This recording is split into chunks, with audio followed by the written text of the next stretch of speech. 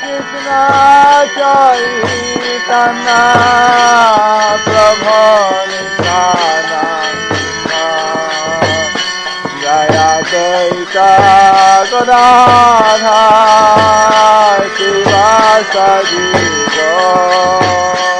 The following is a lecture given by His Holiness Jayapataka Swami on October 31st, 1983 in Honolulu, Hawaii. The class begins with a reading from the Śrīmad Bhāgavatam, 3rd Canto, Chapter 9, verse 44.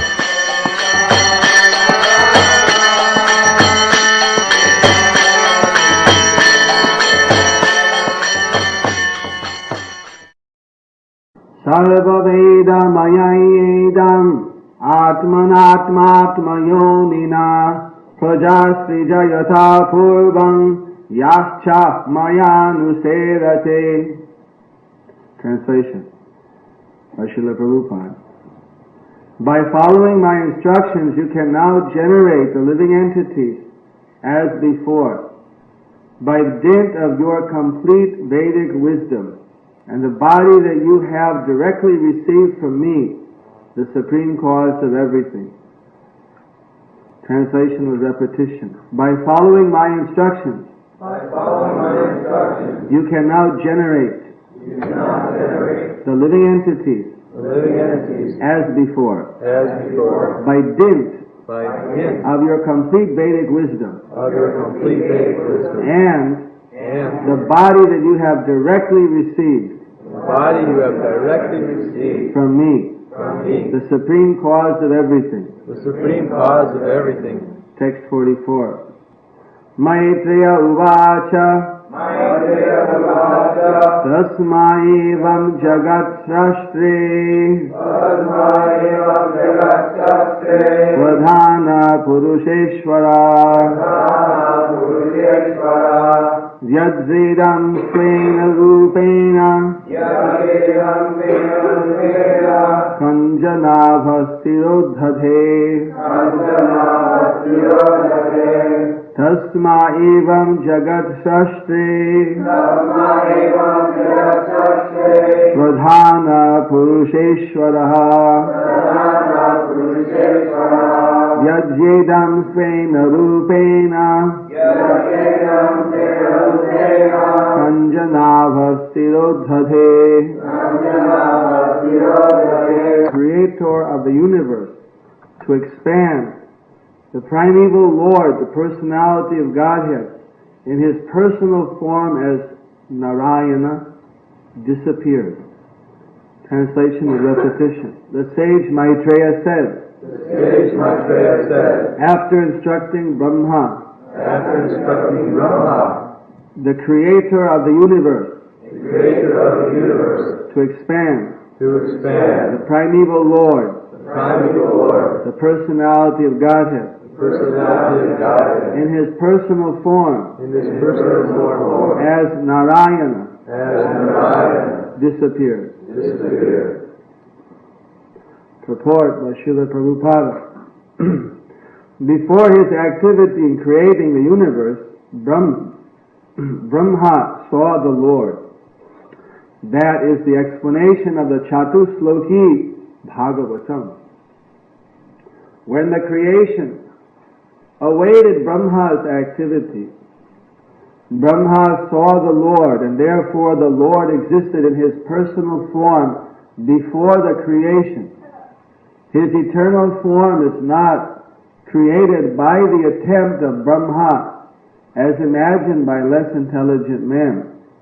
The personality of Godhead appeared as he is before Brahma, and he disappeared from him in the same form, which is not materially tinged. Thus end the Bhaktivedanta purports of the 3rd Canto, 9th chapter of the Śrīmad Bhāgavatam, entitled Brahma's Prayers for Creative Energy. This clears up one doubt that sometimes the Mayavadis raise. The Mayavadis seem to think that the personality of Godhead is a creation of the material world. They want to say everything is impersonal. So for those students of the Vedic literatures, in this chapter it has been irrevocably established that before Brahma could create, that he was able to have the audience with Lord Narayana, the expansion of Krishna, and it is only by Narayana's mercy that he was able to create. What to speak of creating Narayana? Only Brahma could create by getting the mercy of Narayana. Narayana exists before the creation, during the creation, and after the dissolution of this material world. So those philosophers should have no doubt that the Supreme Personality of Godhead is beyond this material creation. Even Shankaracharya, who is their founder, so to speak, he has clearly said, Narayana Paro Bhaktat, that Narayana is beyond the material unmanifested state. That means that Narayana is in the spiritual state, beyond the material world. Of course, the Bhāgavatam explains that there are the three features of Godhead. Vedanti tat tattvam vyadam tattvam yadgyanam advayam brahmeti panamatmeti bhagavaniti sabhyate. That is Brahman, Paramatma, and Bhagavan. So the personalists, the devotees of the Lord, they understand the personality of Godhead, and automatically they also know the Paramatma feature and the Brahman feature, or the impersonal feature. There's no difficulty for them to understand all the features, but for the impersonalists, they're not able to understand the personality of Godhead. The Lord Chaitanya Mahaprabhu, he appeared in this material world also on his own free will. He is Krishna himself, and he came into the material world for his own purpose. You see the difference, that when Krishna in his expansion, or directly as Lord Krishna or as Chaitanya Mahaprabhu come into the material world, they're not coming like an ordinary living entity who comes under the dictations of karma.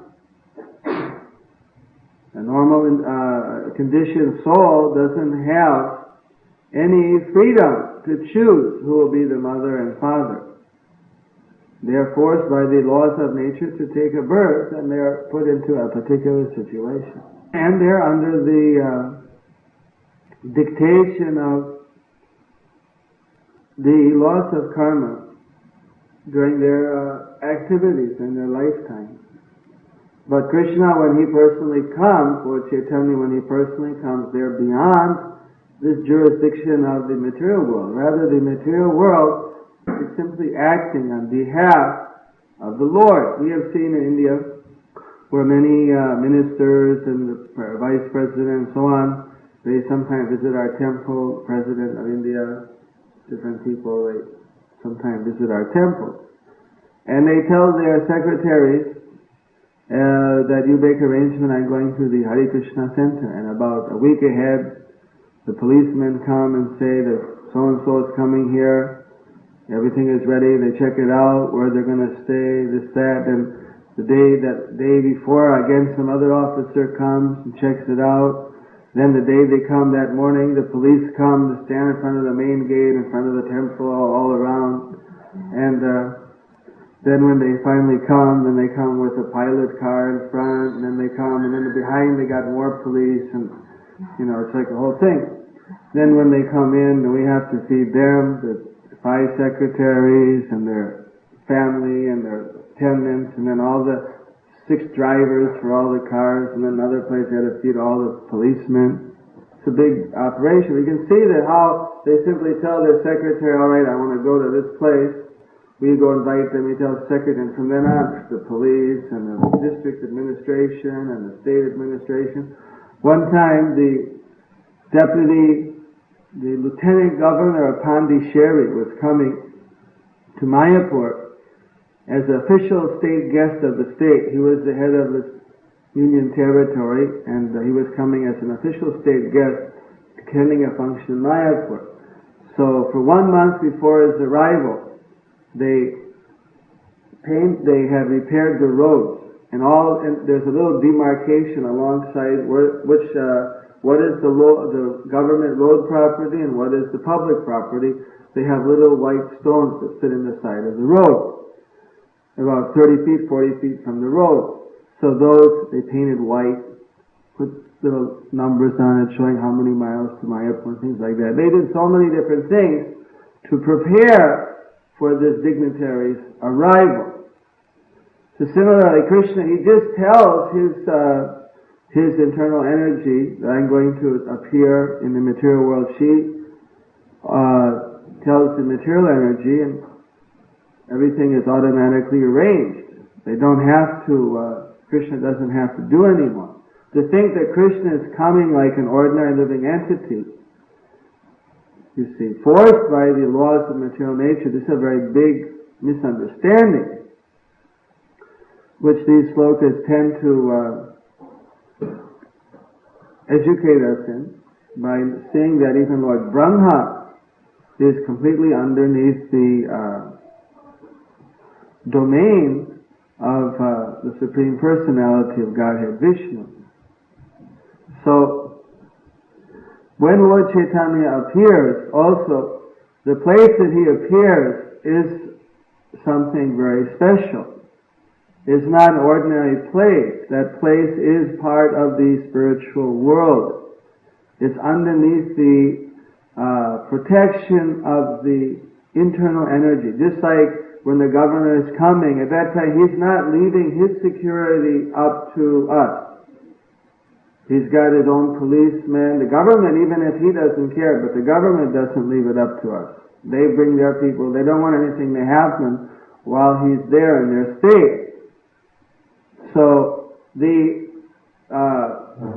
spiritual energy, the place where Lord Chaitanya is, although there's not any question of any danger, but nonetheless, the spiritual energy expands in that particular area just to accommodate the Lord's pastimes.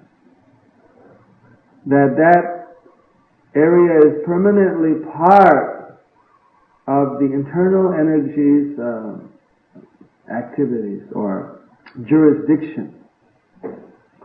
Just like the governments have got their embassies all over the world, and those embassies fly the flag of that country under international law. Well, the holy Dhammas, the abodes of the Lord in any part of the universe, wherever he appears, they are in their own way flying the flag of the internal energy. They're not under the domain of the material energy.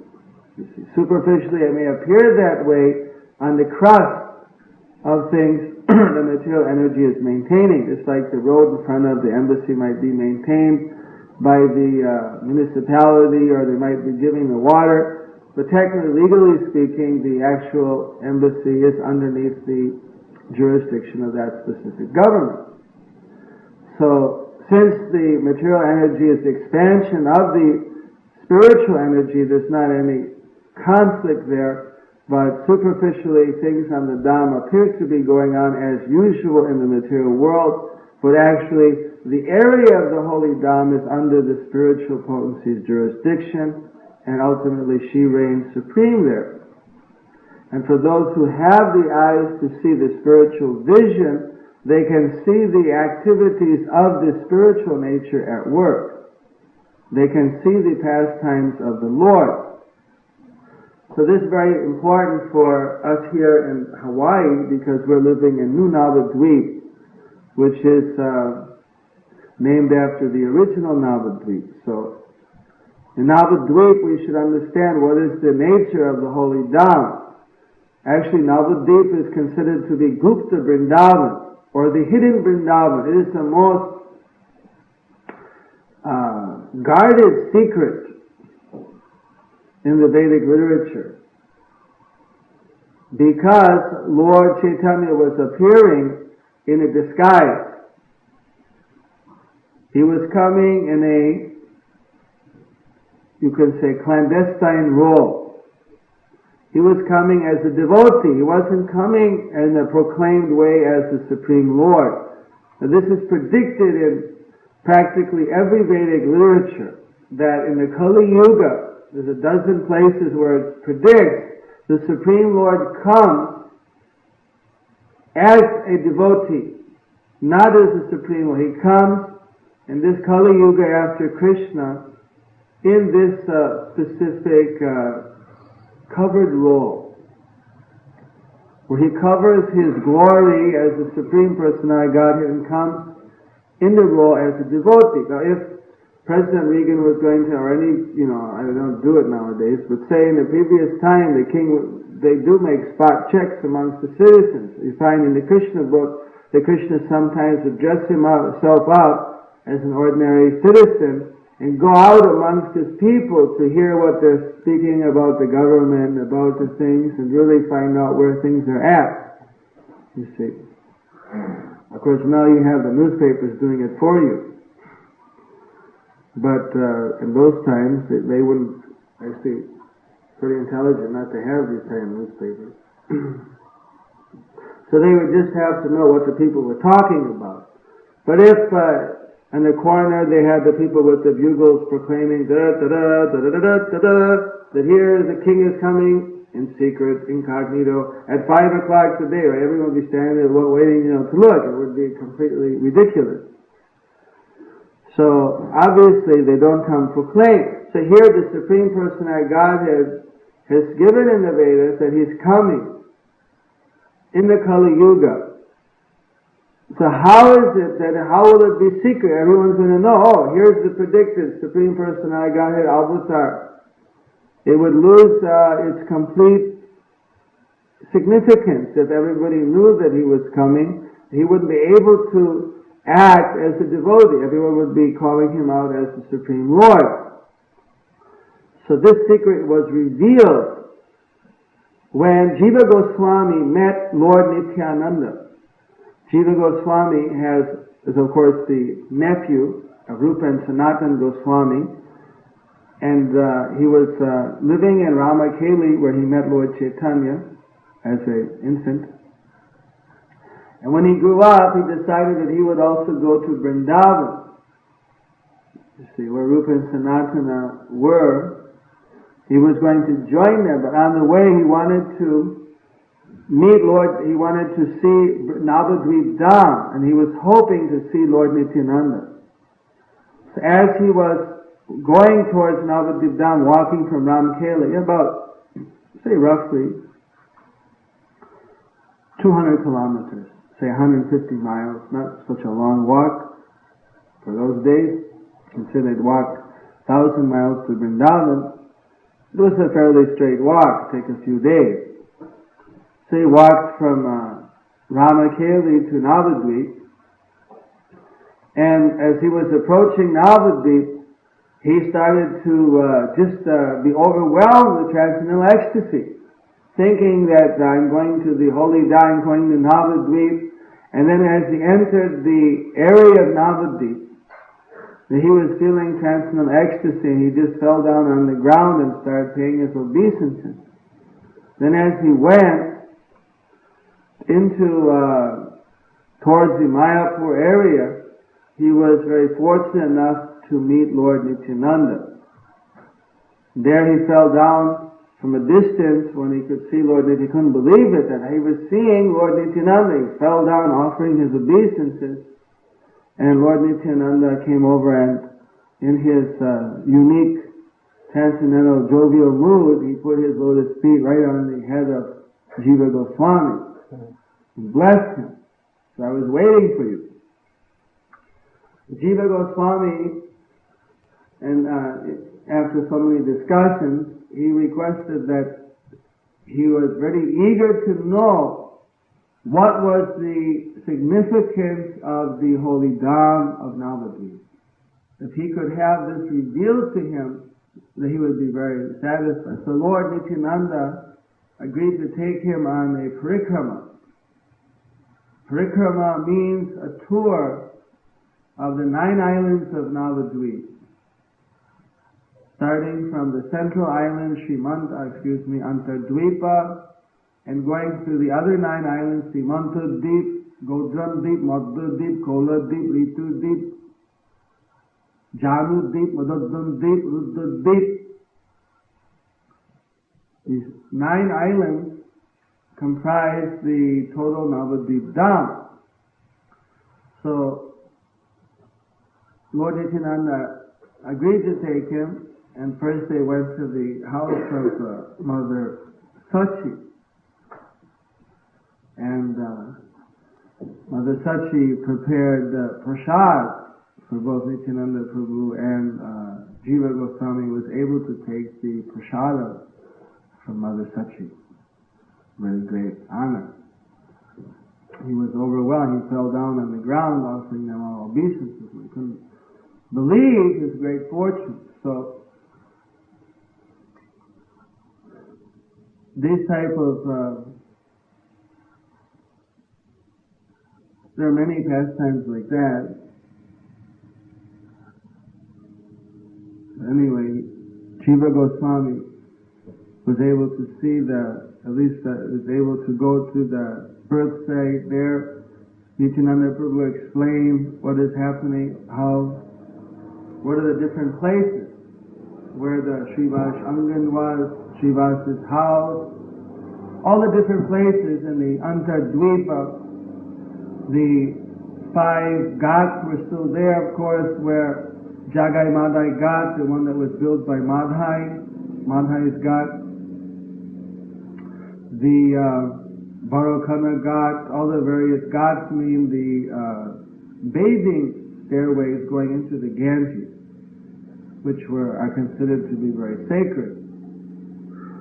Like this, Lord Nityananda was explaining. So basically, it's explained that the Navadvip Dham is 21 yojanas. The total Gora Mandala Bhumi is 21 yojanas in circumference. And Navadvip is 16 kroshas, or 4 yojanas, in circumference, in perimeter. So that comes to about 10 miles in diameter for Navadvip Dham. And for the Gaur-Mandala Bhumi, it's 21 yojanas, if my mathematics is correct, it's approximately 168 miles, 8 miles per yojana. And the diameter comes into, I forget what it is, but it's quite a significant amount, 84 miles or something like that. 2 pi r, isn't that the diameter? 2 pi r. So, or something like that, I forget. It works out to about, they call them Vrindavan, 82 krosha, that means 21 yojana. I forget what the diameter is in that.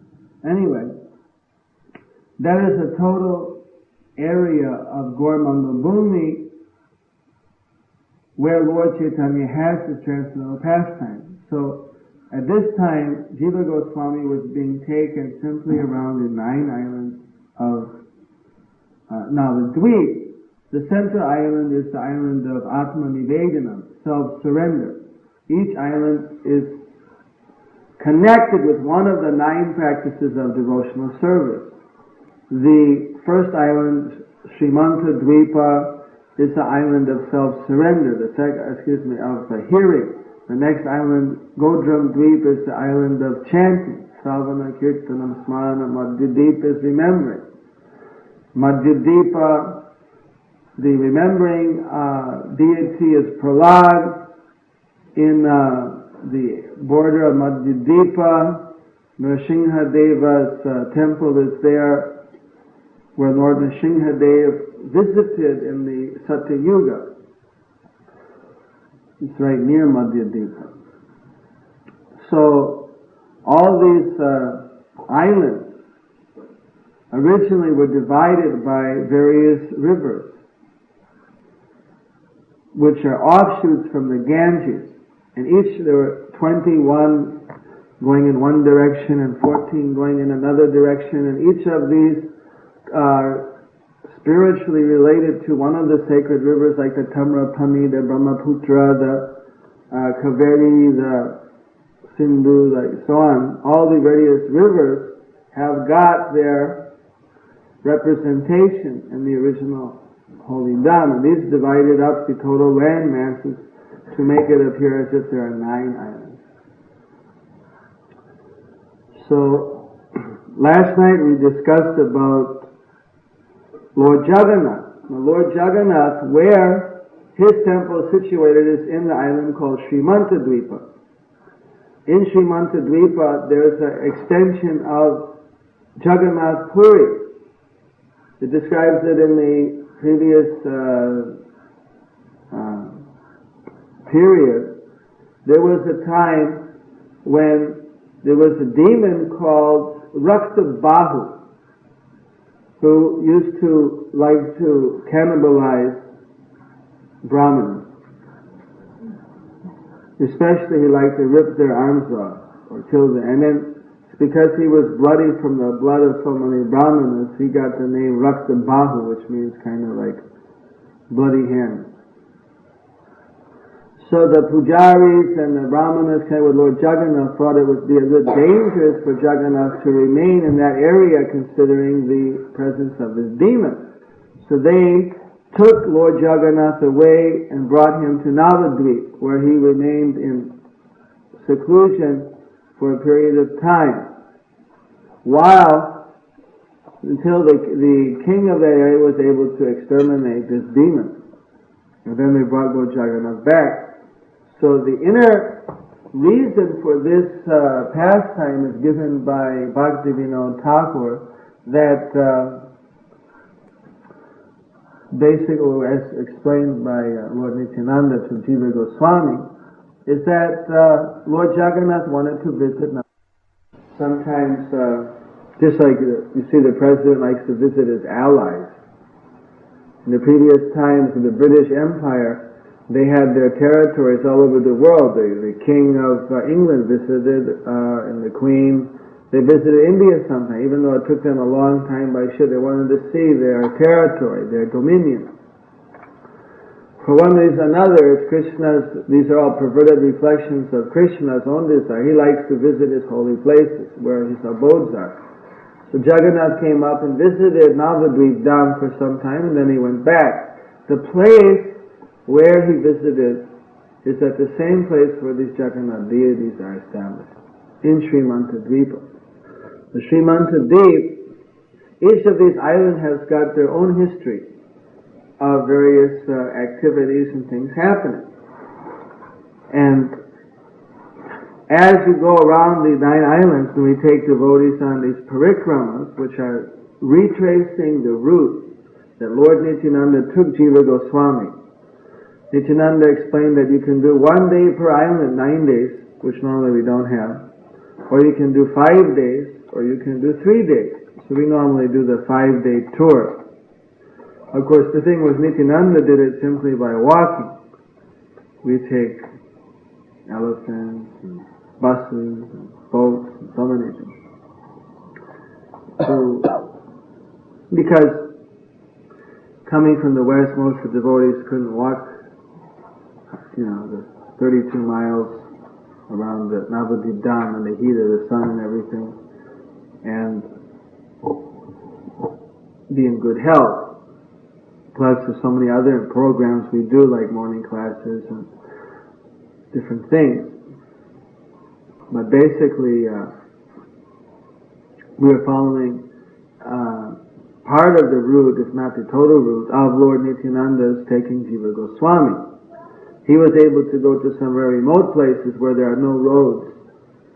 And there are many places which are explained by Lord Nityananda to Jiva Goswami for which the exact location is lost or hidden.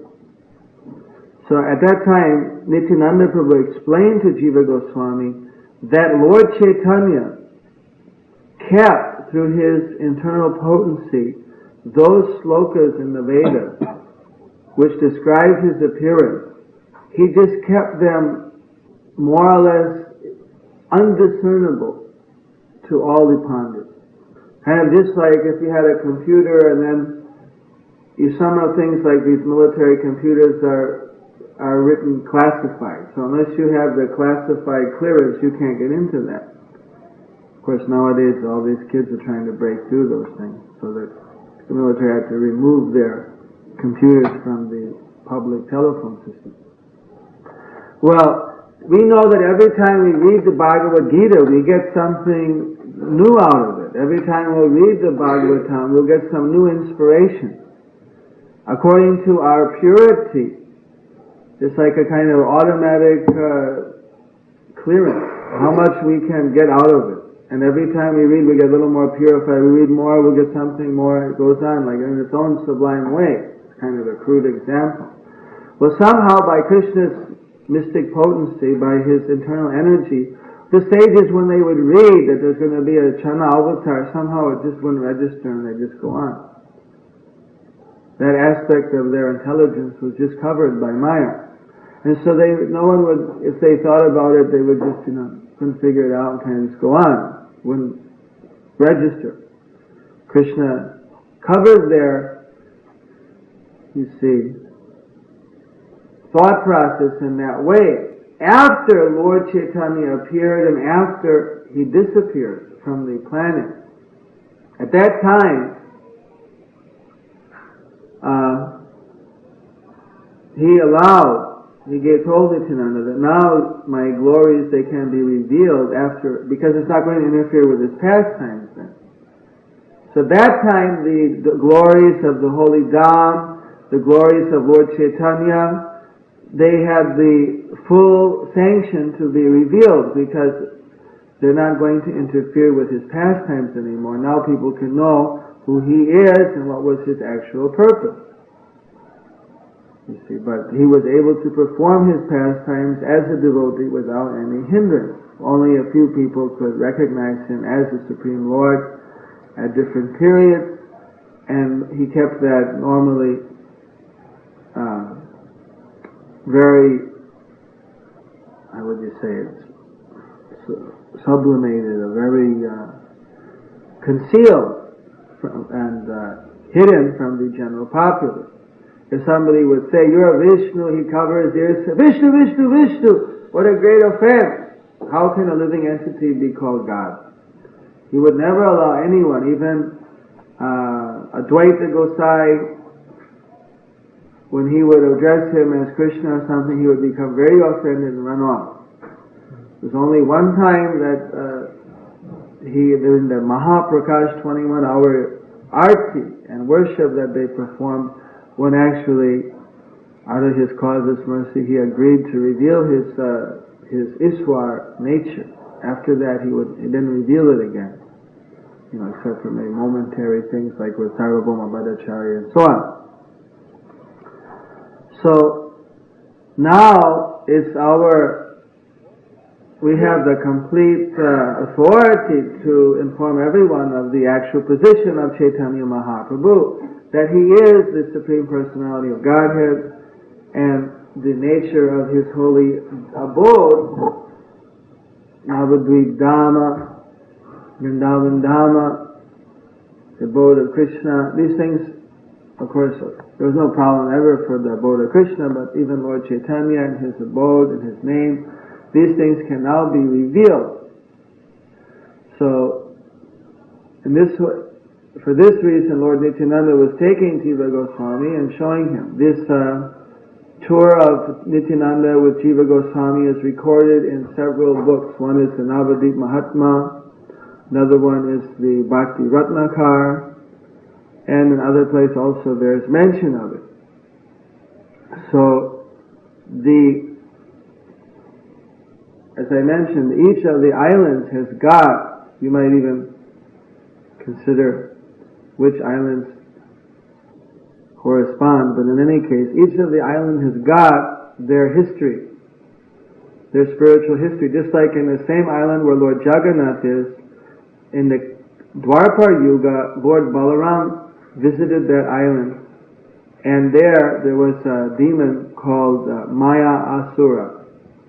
This Maya Asura demon was harassing the sages, and they requested Lord Balaram to protect them, which is a duty of the government, to protect the Brahmanas. So there he had a battle with this Maya Asura and liberated him. And the field, now the exact location of this was lost. So I've been looking for, 5-6 years now, trying to find the exact location. Maybe Satyanarayan was here, maybe he told you something about this? Well, he's not good at this research work. He's good at repair work. I sent him on this job, and I think we're going to burn them out. It's so hard to find any clue. We went into the village, and there was one old man, like half blind, could hardly have to be held up by two people. And then he said, I know where the Maya Mat is. I know the place. So then one day we made an appointment, and he was taken out there, and he showed the one field on the side of the Jalangi River. He said, this is the place. Later we saw another old man who also confirmed that was the same place. So I wanted to get on these places which are completely lost to practically everyone. They're just like hidden, but are recorded in the Shastra. They have little pillars erected there just to, giving the detail, the quotes from the scripture, the slokas, and the place in English and Bengali and Hindi, so that people can know that this is the actual place, and then get a little area in it. Because as it is now, there are many places like that which are recorded in the Shastra, for which, like Bhakti Siddhanta found about more than half of them and erected temples there. But there are another, say, 50, another equal number which have not had any kind of shrine or memorial or anything built there. And with time, although now people, in some of them it's well known, this is the place where this particular activity, this is the place where Lord Shiva came. He was so eager to go to Navadip Dham, and his bull is very slow. On the way he was going, and I'm going to Navadip, and on the way he met Lord Brahma, and he said, your swan is so much faster than my bull, that let me borrow your swan so I can go to Navadip Dham. And he hopped on the swan, and he went down to Navadip by his swan, so they call that the Hansa Bahan, or the place where Lord Shiva came to Navadip Dham on the swan of Lord Brahma.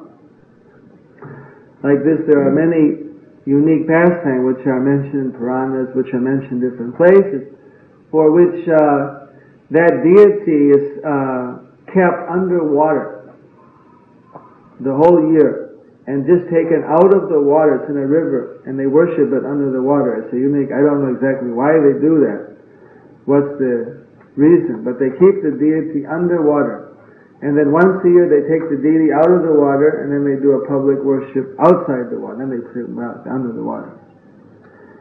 Like this, there's so many things to research. Prabhupada in 1977, November 7th, formed the Bhaktivedanta Charity Trust to do this type of research, as well as to do other programs to try to unite the Gaudiya Sampradaya.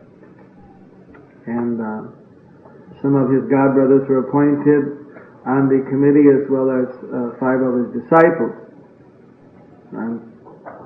on that committee also. So mainly they give me the responsibility of doing the research work, and then I have like Satyanarayan, other people assisting. Right now Nitai Chand Maharaj is assisting for the actual construction of it. So like this, in each island of Navadvip, you find that there's like a dozen things, or sometimes even more, that have happened through the ages. That all of the incarnations, when they go on their tours, they stop in the Navadvip Dham at different times, and they have certain pastimes. There was a time when Lord Shiva, sometimes he just spontaneously, anyway, I don't know, maybe there's enough time to go into more things right now. So late, please.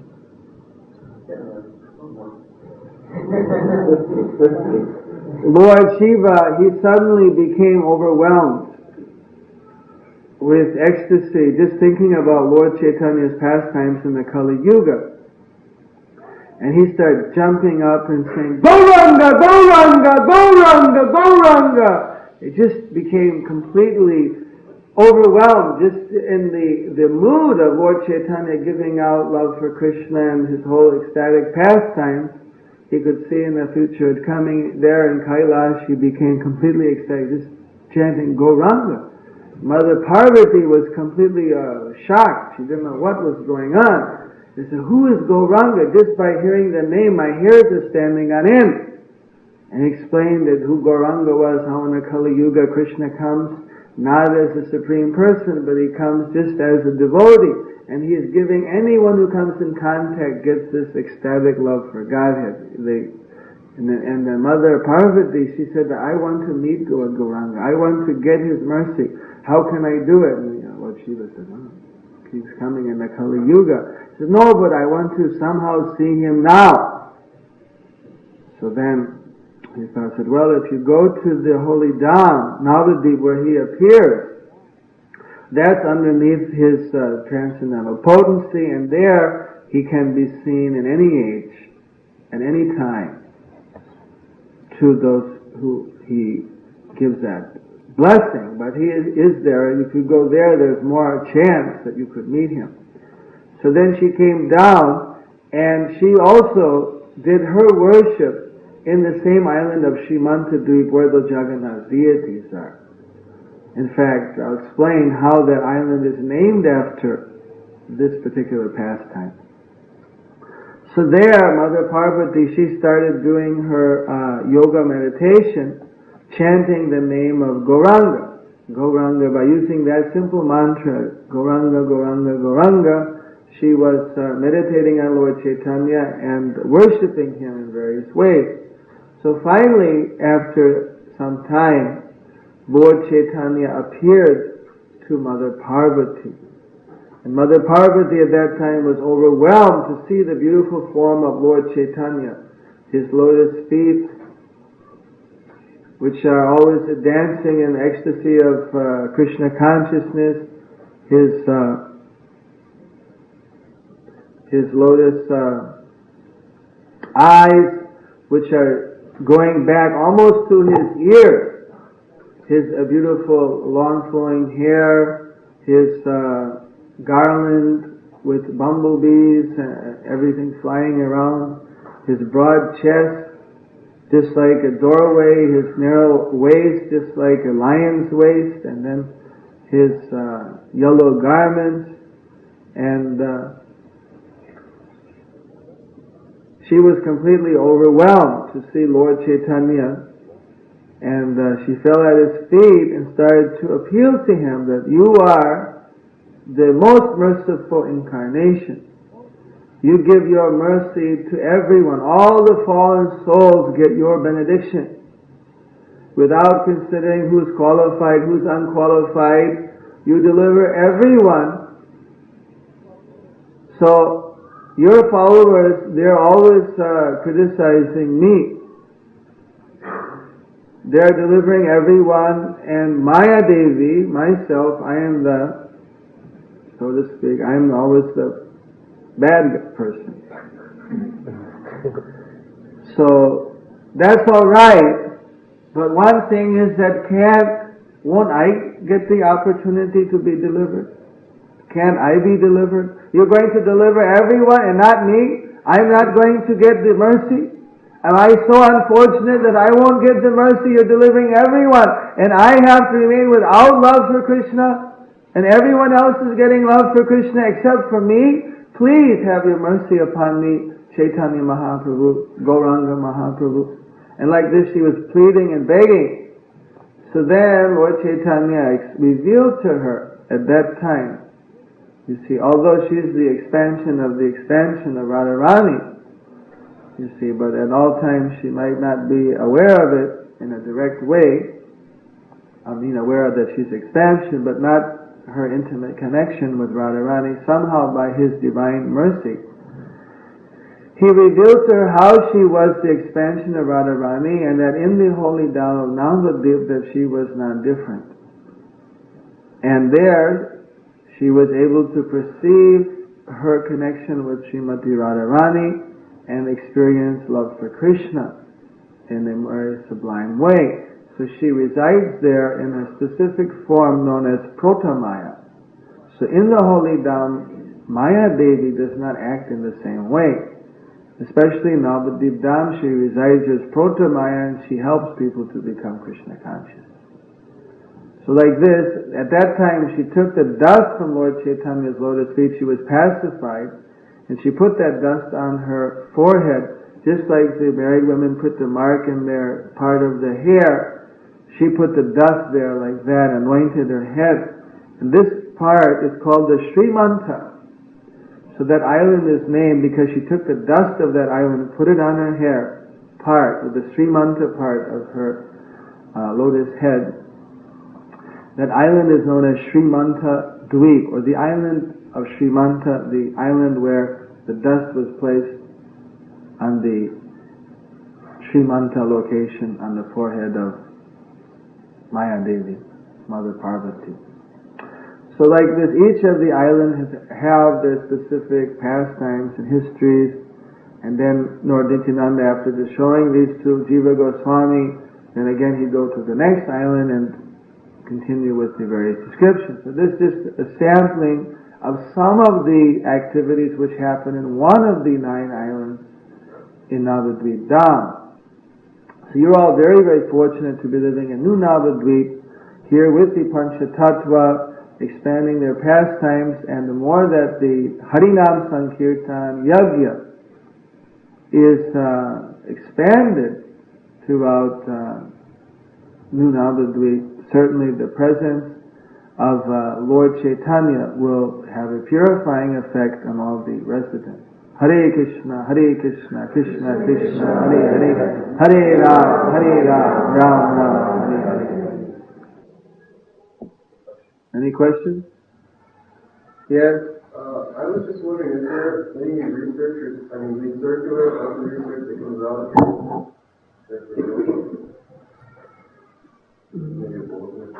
Yeah, good idea. There is a yearly magazine called the Mayapur magazine, and once a year they give some of the highlights, but as far as something more frequent, I don't think we really did anything more frequent than that. Was there any specific reason behind this being named New Navadvip and these 9 islands in Hawaii? Opening. You're just supposed to manifest the mood of Navadvip here. What was the process of the 9 prophecies of Navadvip? Sharing the chanting, what was the special feature of Navadvip? Was that the island of sharing the chanting? Well, Navadvip means 9 islands. So within the 9 islands, it's described that there's the one island, the Antardvip island, is like a center, and the other 9 islands come off with like 8 petals in a lotus. So each of, Antardvip is where Lord Chaitanya appeared. That's where that. What's the process? Atma Nivedana.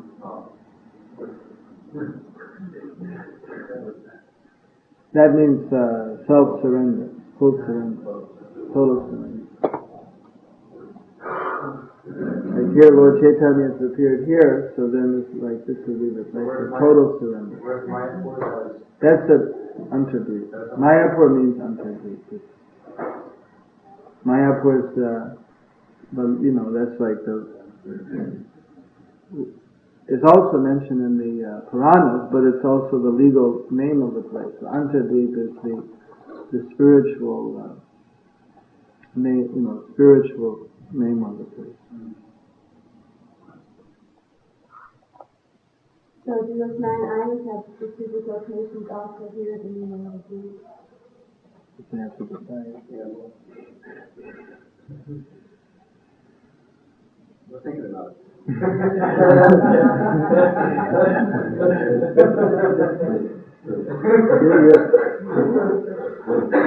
Your farmers have the cultivation of Krishna consciousness.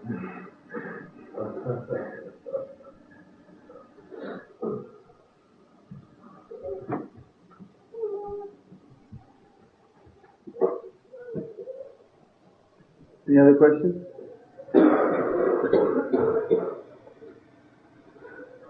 You were saying that when the Lord appears in the sky, incarnations, he still always likes to go around and visit the places where he has different pastimes. Yeah, Lord Chaitanya visited all the holy places in South India. Lord Nityananda visited all the holy places. Lord Balaram visited the holy places. Different incarnations. When Lord Nrsimhadev, after his pastime, he stopped in Navadvip. Especially Navadvip, they've all visited. But even in Vrindavan, you find that different incarnations have visited Vrindavan over the ages. And there are many, although I'm not well studied in the Vrindavan Parikrama, but I just generally know that in each island there are many pastimes and different incarnations went there. Lord Ramachandra visited Navadvip Dham.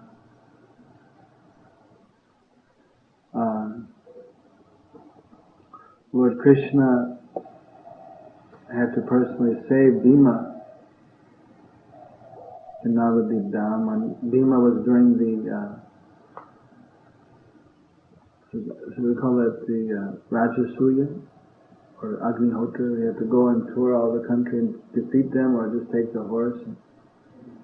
So at that time there was a king in Navadvip called Samudra Sena, and he decided that if he could give a stiff fight to Bhima, so stiffly that he would be about to kill him, that then Krishna would come and save him because he's a great devotee of Krishna. That would give him an opportunity to have the darshan of Krishna. So then he attacked Bhima. It was a heavy fight.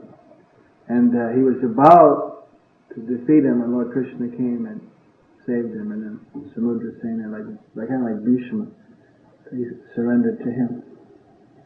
So he just wanted to have his darshan.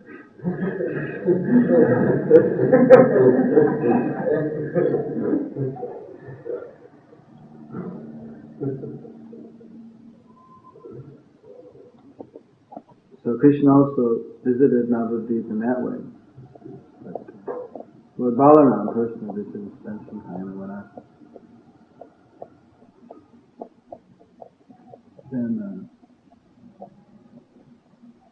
Shiva's visited there, Brahma, Siddhis Tapasya there, the Suravi cow. Just, so many avatars to visit. Varaha touched Navadvip Dham. When did the devotees of the devotees begin to reach Krishna? Advaita Gosai was the first to figure it out.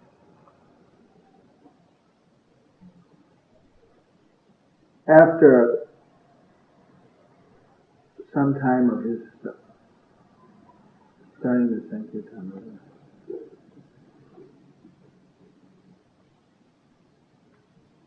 first Advaita, then Srivas, then after everyone.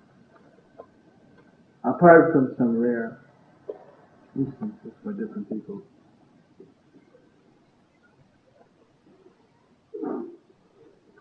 Different devotees in their lives. How did Haridas Thakur how did he find that? One of the first people to find that.